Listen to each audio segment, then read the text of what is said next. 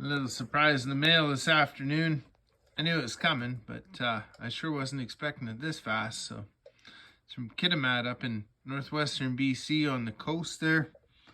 The guy that worked for me, quite a few years ago doing a project, kind of wildfire fuel modification project at their village there in Kitimat. And anyways, he's gone on to working on his faller certification, and he's got a 462 that he was having some trouble with.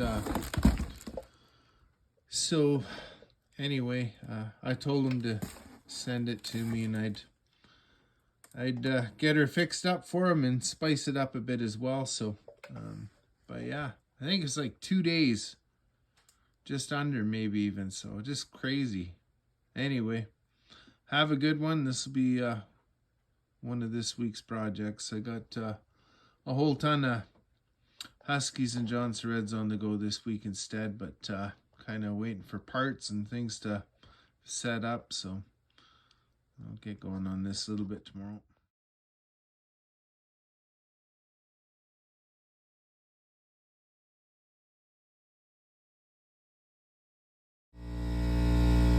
I set this aftermarket cylinder up on the lathe.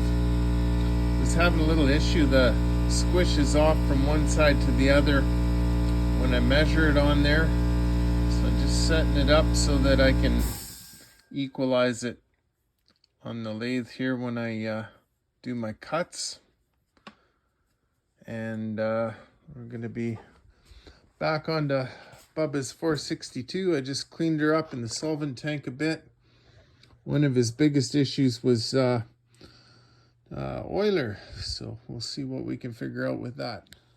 So these are little different oil pump. They got the inlet side from the pickup in the tank, and then a outlet. And I got to figure out how that actually comes through here, but gonna just go blow her out again. Just back flushing it here. It seems good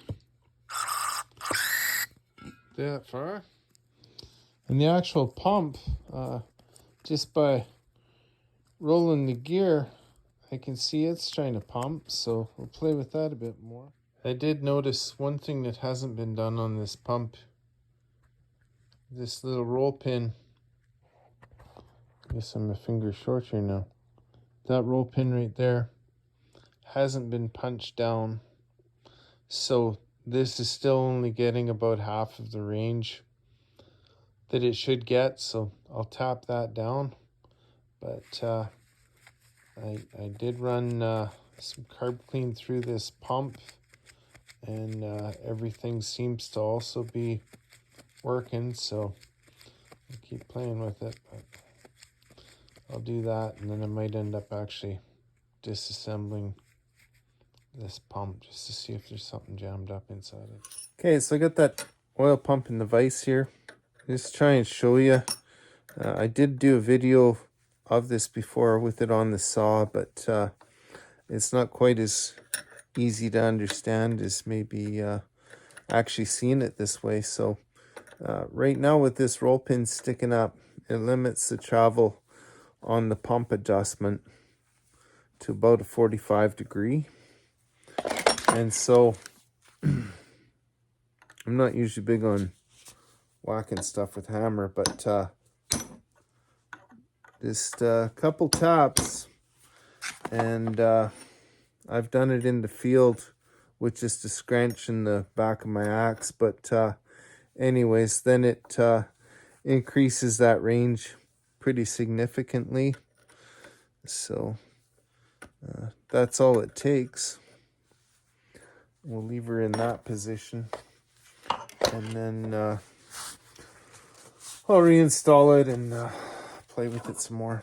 Okay, it's must be close to 7 o'clock here now in the evening, so probably gonna wrap her up